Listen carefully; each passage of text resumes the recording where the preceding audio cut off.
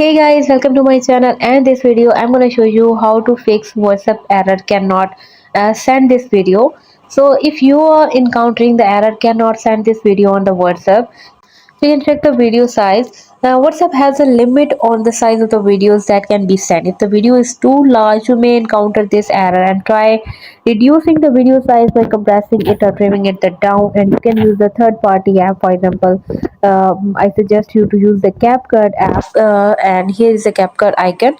So you can use the CapCut icon, and you can trim the video into the two parts or three different parts, and then you will be able to send the larger video on the WhatsApp. Also guys, check the video format, and WhatsApp supports only certain video formats. If the video is not in a supported format, you may encounter this error.